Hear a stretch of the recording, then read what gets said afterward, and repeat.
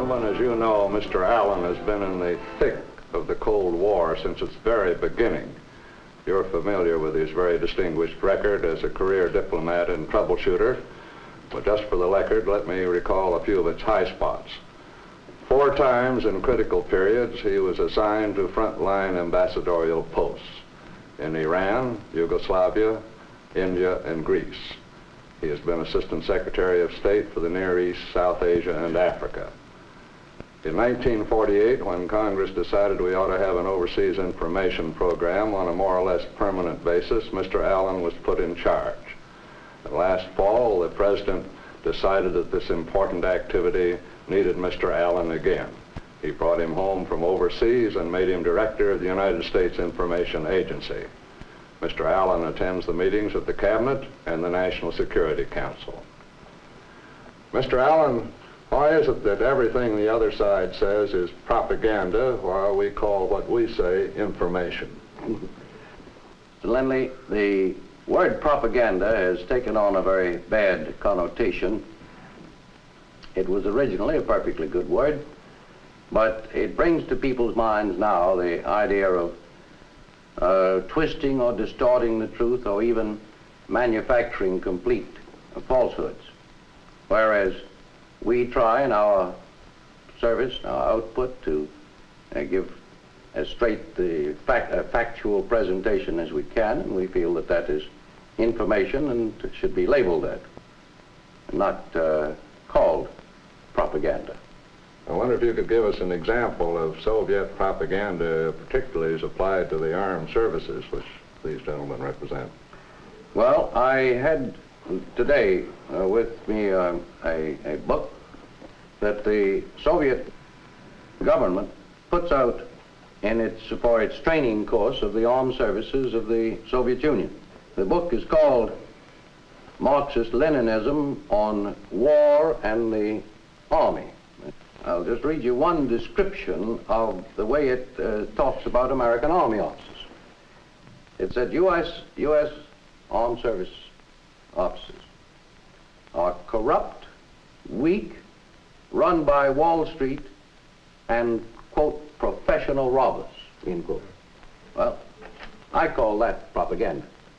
Well, Mr. Allen, that applies to all officers of the armed forces. Do you have a comparable piece of Soviet propaganda that applies specifically to the Army? Well, I'd like to show you on that a film of the meeting of the American and the Soviet armed forces at the Elbe, the River Elbe, at the end of the last war. And you'll see how the Soviet government and their information service presents this meeting of the two armies. Could we have the film? Let's see what really happened at the Elbe before we view scenes from the Soviet film. We are outside of Torgau, Germany, on the 26th of April, 1945, at the first official meeting of the American and Russian armies. The film you are seeing was made by Signal Corps photographers of the United States Army. You will see a glimpse of the Elbe River Bridge in the background.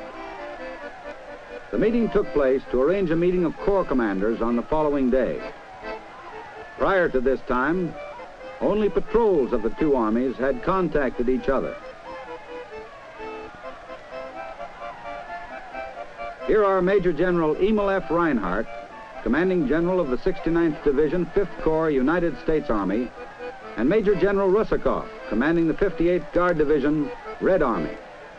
General Reinhardt said, and I quote, "I crossed the river and waited for a short time as the Russians thought the meeting was later than 1600 hours. Rusakov and I discussed the details for meeting of the two Corps commanders the next day. I was impressed most with the cordial attitude of the Russians." Unquote. Now to the Soviet version, complete with Korean dialogue. 중요동무 보고하겠습니다. 연합군 미국 사람들입니다. 참 전쟁 끝판에 비로소 제이전 수술을 하게 되니 정말 재미가 있는걸. 저리가.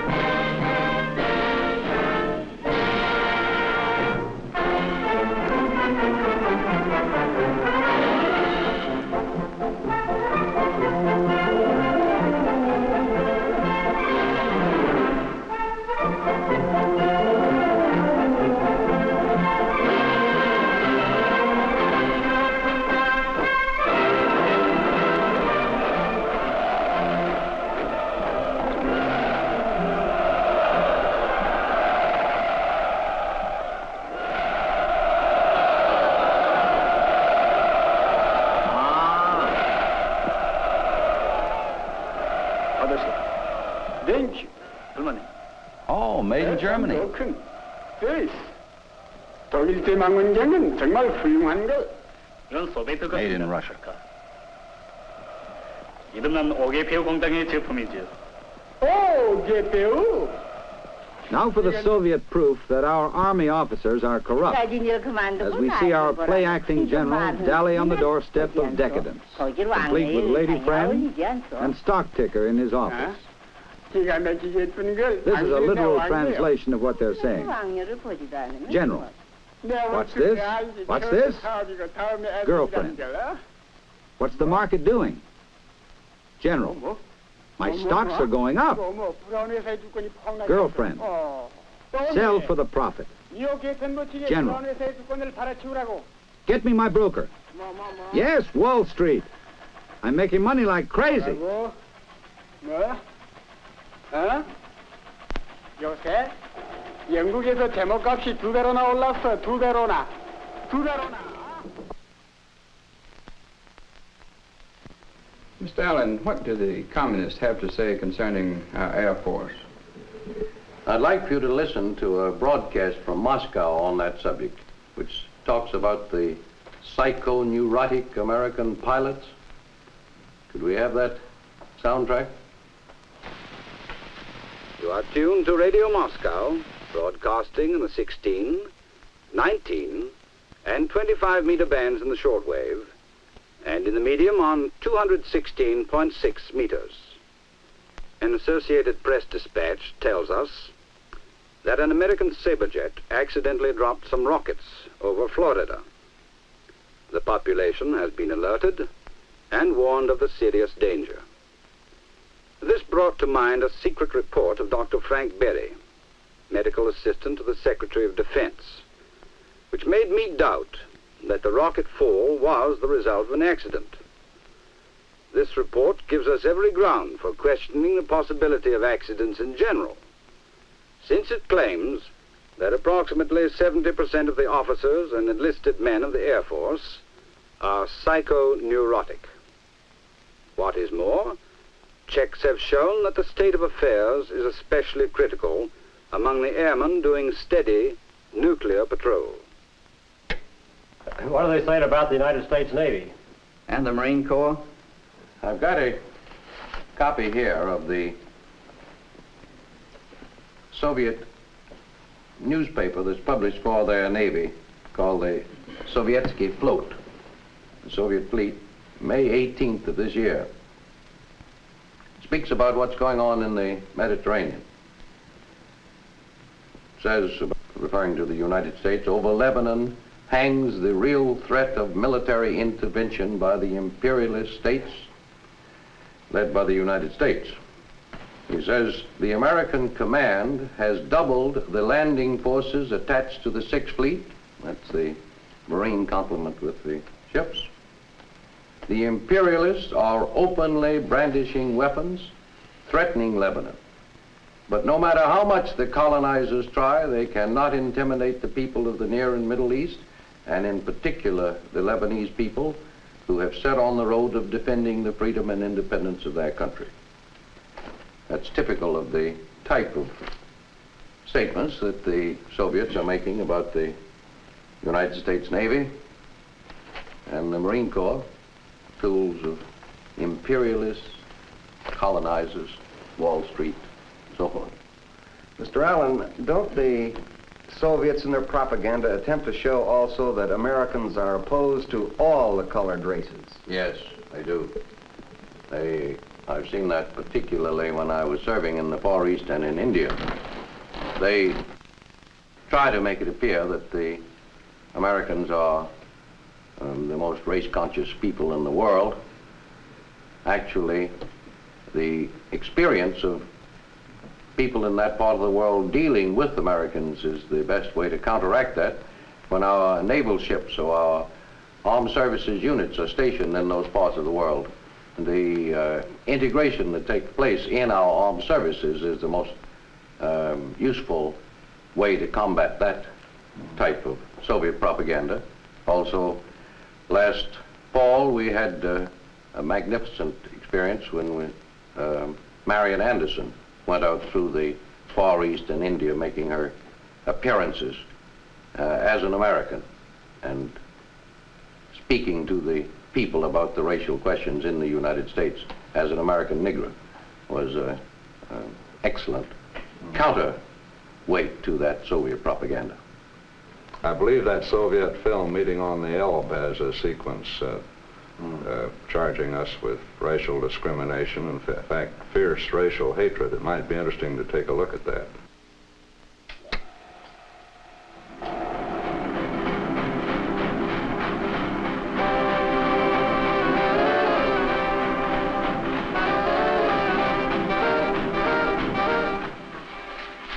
This sign in German and Korean says, "This is your home away from home."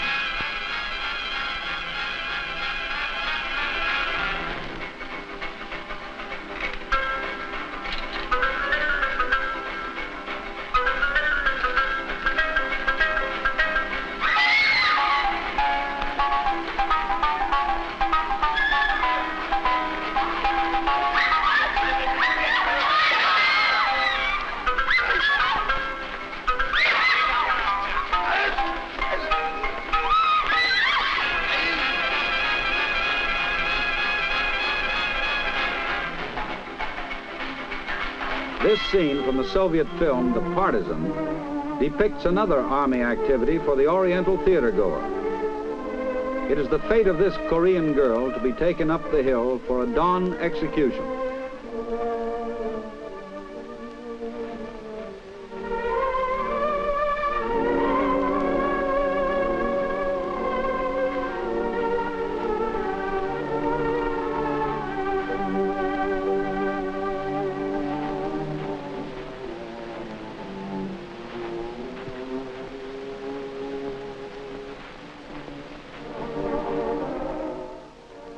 Here is a literal translation of their conversation. The officer says, "If you surrender even now, your life can be saved." And the girl says, "The daughter of the partisan, even though captured by the Americans, is certain that you will pay. It pains me not to live to see you pay." Mr. Allen, the communist propaganda system, its organization, it appears to me that this must involve quite an elaborate chain of command, if I may use that term. I'll draw your attention to this chart here. The Soviet government has gone all out for propaganda. That is, very recently we've seen how they've written several letters, Khrushchev or Bulganin, to President Eisenhower. The letters are addressed on the envelope to the President of the United States, but what they are really intended to are all the world, just for propaganda purposes, not as a serious document from one government to another. Now, the Soviet government is headed by the Party Presidium. That's just a small group of people in Moscow who run the 200 million people of the Soviet Union in their hands. There are two elements, the government and the party machine. Those are quite separate. The government is merely a bureaucracy. The party machine really has the power. They use all the means of communications and contacts with foreign people to spread their propaganda. Just take, for example, radio. The Soviet government, every week, in some 50 foreign languages, sends out 2,300 hours of broadcasts beamed towards foreign countries in foreign languages. You say, how can you do 2,300 hours in 1 week? It means in each language they do so many hours, and if you multiply that, the number of hours by the number of languages, 2,300 a week in broadcasts. They have mass books and publications which they send abroad in various foreign languages. Interestingly enough, many of those books and publications that they use in the Near East and the Far East and South Asia, India and those countries, are in English, because that's the best language to reach the intelligent public in those countries. They use films, They use exchanges, that is, exchange of visits. They bring large numbers of Indians or Egyptians or Chinese or Greeks, anybody else they can get to the Soviet Union, give them tours around the Soviet Union, send them to universities in the Soviet Union. Great party congresses of the communist parties in all the countries. They call together and have big meetings in Moscow. Going back here just for a minute for exchanges, the Soviet Union put on one stunt last summer in which they spent more money than the entire United States government does on all of its information and cultural relations work for a whole year. For 1 month in Moscow, the Soviet Union had 50,000 students from all over the world brought to the Soviet Union for the great youth festival that we hear about. The 50,000 delegates to the youth festival are gathered in the Moscow Stadium to hear about the Soviet version of peace.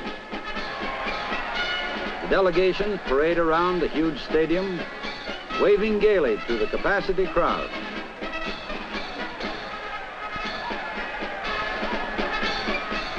The national flags of participating delegations passing in review.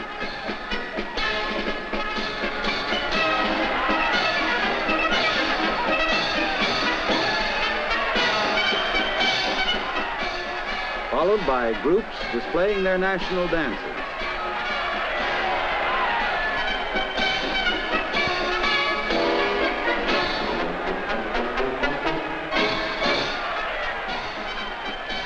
The word mir is Russian for peace. And there's Khrushchev. Here's the delegation reported to be from the United States.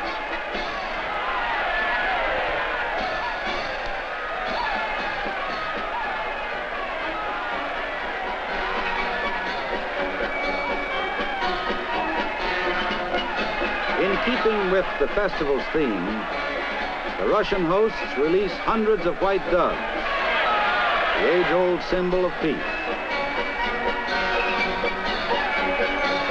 And the daytime entertainment climaxes with a spectacular display of precision formations.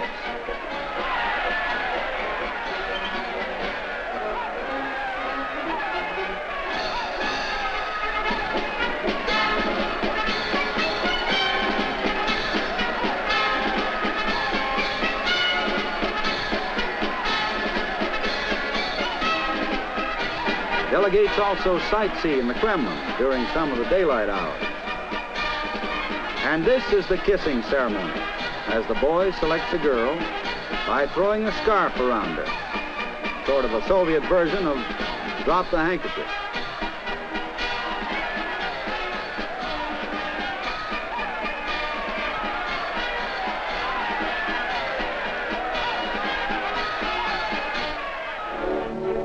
Some are entertained at the Bolshoi Ballet.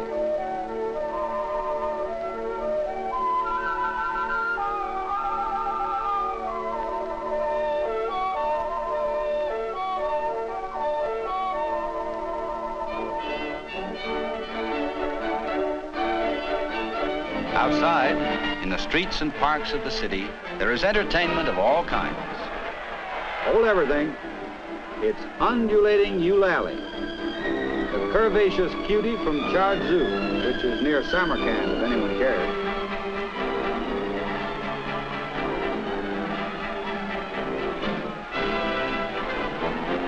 But it's back to the stadium for the grand propaganda finale. Here is the symbol of destruction. The tail of the bomb looks like an American eagle. Both must be eliminated. Bomb and the eagle.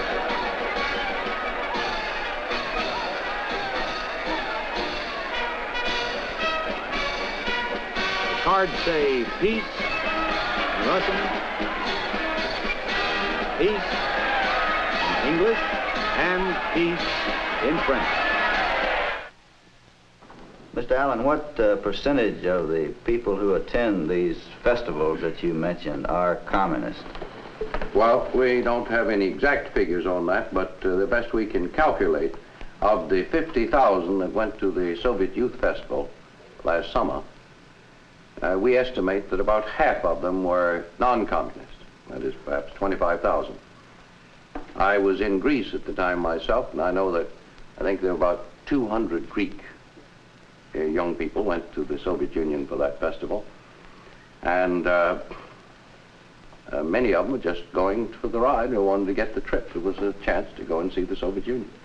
And as long as the Soviet government will pay all expenses, actually, in that case, the Soviet government took a young man from Greece, took him to the Soviet Union, kept him there for a month in good hotels, accommodations, food, all expenses, traveling around the Soviet Union.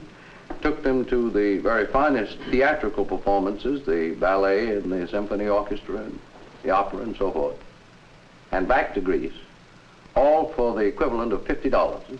Also, they act through international fronts, that is, youth organizations, college students around the world, or labor organizations that don't admit that they are communist, but are infiltrated and run by the hardcore of communists in those organizations. And through those means, they throw out their propaganda to the non-communist world. As an example of the way they do, in a totalitarian state such as the Soviet Union, they have complete control of all their means of communications.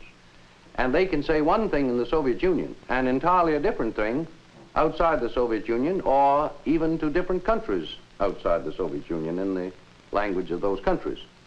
As an example, take recently when there was a threat of an attack on Syria. The Syrians claimed that there was a threat of an attack by Turkey. The Soviet Union was saying to the Syrians, you are being threatened by the Turks. They were saying that in broadcast in the Syrian language to the Syrians. To the Turks, though, in the Turkish language, they were saying to the Turkish people, the Americans are in there forcing you and using you as tools to attack the Syrians. You can tell an entirely different story in different countries without any hesitation. I've got a chart here that shows the way the Soviet Union parcels out its radio broadcasting in these many languages in order to get as much of a varied effect as they can. For example, in the lower part of the chart, it shows how much broadcasting the Soviet Union does overseas to foreign countries. That's 900 hours a week. This, incidentally, is the Voice of America broadcast is 730 hours a week altogether to the world. This is the Soviet broadcast just to foreign countries, not in the Russian language, but in foreign languages. These are the broadcasts by the European satellite states, that is, Czechoslovakia, Hungary, Bulgaria, Romania, and so forth. They do about the same amount altogether as the Soviet Union does. These 317 hours are done by Communist China. Then 125 hours each week are done by the Far East orbit. That means to say North Korea and North Vietnam. And then there's 108 hours now being done by various clandestine radio stations, broadcasters, who are situated in one place or another claiming that they are, for example, the South Korean broadcast. They're actually broadcasting from North Korea, but announcing that they are a South Korean broadcast. That's where the clandestine comes in.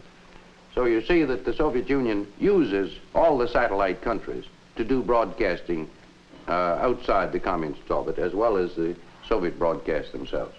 Mr. Allen, I wonder if you can amplify what you said about the Soviet distribution of magazines and books abroad. I've seen some very startling figures on that. Do you happen to have them in mind? Well, I have some figures about the publication of the magazines. They are putting out 85 periodicals in 30 different languages. That periodicals means magazines and quarterly reviews and things of that sort. As far as books are concerned, last year they poured 100 million books into the free world.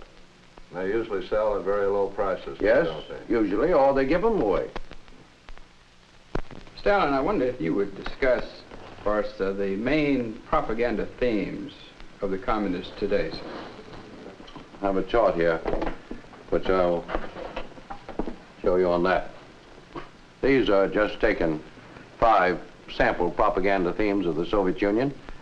One of them is that it's the United States that puts up the Iron Curtains, while the Soviet Union seeks closer relations with everybody, that we are the people who have the real Iron Curtain and they just want to embrace the world. Secondly, they're constantly saying that the United States is a warmongering country, that we want to bring about a world war, whereas the Soviet Union seeks peace and disarmament. They say that United States capitalism can no longer compete with progress under Soviet socialism, that they're going ahead of us in production. They also say that the communist countries will surpass the United States and its allies in growth and strength, and also that the United States is fighting a losing battle to maintain its colonialist hold on the new countries of Asia and Africa, that we are the imperialists and we are trying to dominate those countries, but their national spirit will survive. Mr. Allen, these are all examples of communist propaganda successes. Aren't there some things which they can't cover up even with their highly touted propaganda? Yes, lots of them. For example, just very recently we've seen the very bad effect on the Soviet public relations posture in all countries, particularly in Europe and the United States, by the execution of the former Prime Minister of Hungary, Nagy. There have been tremendous demonstrations now in Paris and London and Bonn and other places by socialist and left-wing fellow traveler people who are terribly annoyed against the Soviet Union because of the execution of Nagy, and there's nothing that their propaganda line can do about it. They've just lost a great deal of support. Mr. Allen, aren't the communists using film a lot in this propaganda field? Yes, they are. Both documentary type of films and entertainment films. And in the entertainment film field, they have recently been very active.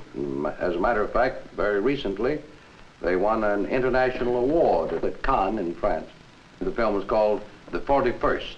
Oh, yes, I've heard about that film. I believe it's about the girl who's a Red Army sniper and the boy who's a White Russian officer. They're shipwrecked and fall in love. But they have a quarrel over communism, and that proves fatal. Let's see what happens in this communist love story.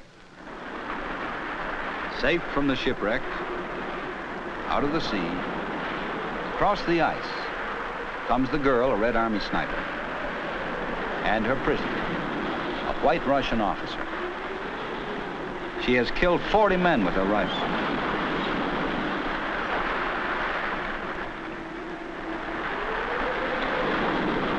Got lots of fat. Yes, but will it burn? On the Volga, we often use it. Burns better than wood.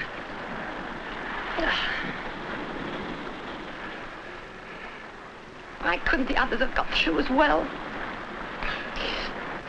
Might be better to... The cross worn by the man is another communist identification of the enemy. All right, go ahead then. Forget I'm here. You first. I'll wait outside till you're ready.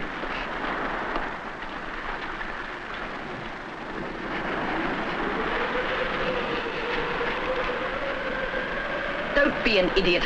The wind's still raging. You're liable to catch your death out there. I was only trying to save you embarrassment. You and your high and mighty ways make me sick. This is a front line, not a drawing room.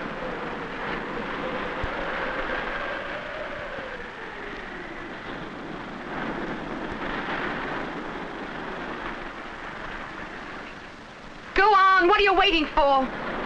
Anybody'd think you were shy.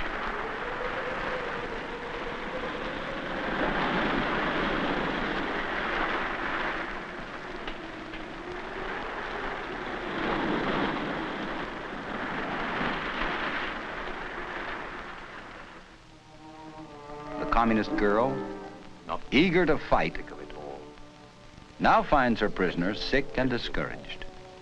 The never-ending tide of hatred and death. It's all just a gory nightmare. No one likes it, but it's the price of progress. Yes, and you can have it. As far as I'm concerned, all I want is peace. And my books. In other words, you don't care if our enemies scheme to destroy us. So long as you can read your books, others can go hang. I say let them. Huh. Damn it! Why should I take the world on my shoulders? Besides, what has the world done for me? Search for As the a truth man and who where it opposes starts. communism, He claims his right. our Who's hero the judge? becomes confused. There are so many truths. The German, the Russian, the Mujik, the ruling classes, the Bolshevik. I say, to hell with a lot. I don't care what happens. Leave me alone. I'm out of it all, and I won't soil my hands again. What you're saying is others should poke in the mud for your honor. That's their own affair. I don't care. I'm no longer interested. I see. Mariutka, don't be angry. Wait. I don't mean to hurt you. Don't you understand? I'm sick at heart, exhausted. Let's get away from here. Go to the caucuses. I've got a summer house in Sukhumi. If only you'll go with me. I'll help you to study. I'll be good to you, I promise you.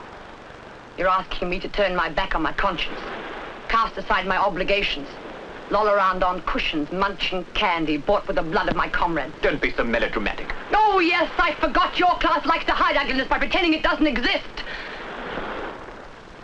Is that all? I wonder how you can blow yourself up with so much hot air and forget that you're a woman.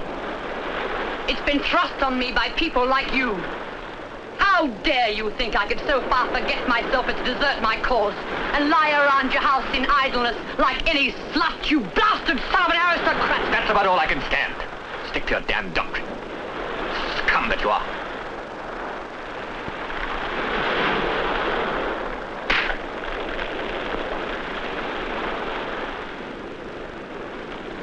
It's lucky for you that there's such a thing as chivalry towards your sex.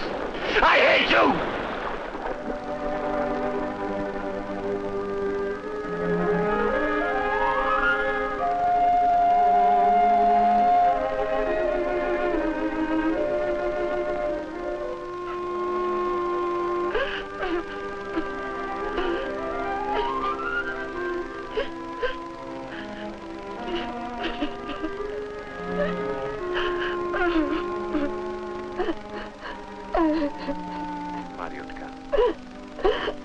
Why did I have to fall in love with you? You've tortured me, destroyed my peace of mind, but I can't fight you, I can't. Don't cry, my darling. Don't turn your back on me. I thought you would understand. You were cleverer than I was. I'm sorry I failed you, my darling. Don't cry. It'll work out all right, I promise. Trust me again. Present, let's forget it. Bye. I love you so much. You love me too. Mm-hmm.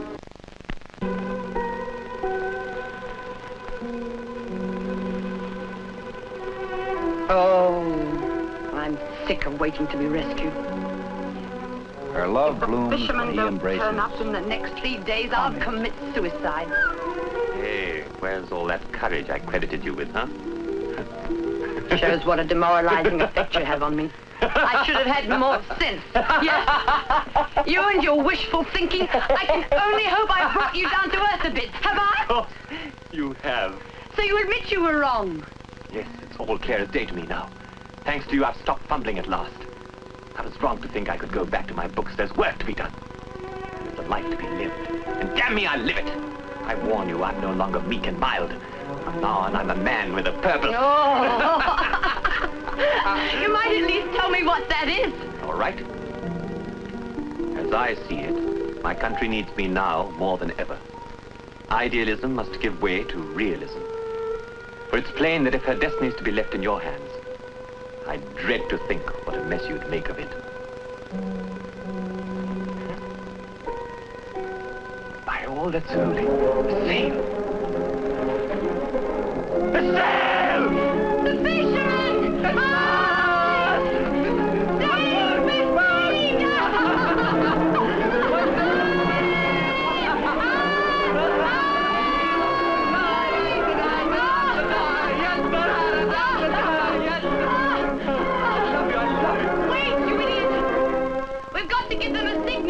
all. They're coming here anyway. They could be going further east. Get the gun and fire a shot quick. Hurry! Got it. Hands up. Don't be needing fires. Then you get them free.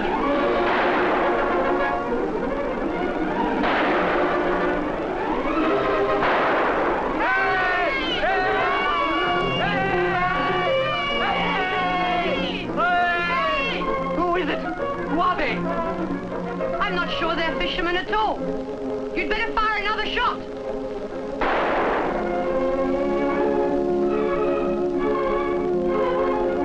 They're not. They're gone. Hey there! Hooray! Yeah!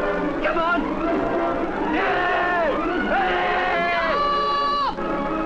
Stop! You're my prisoner! You shan't escape again!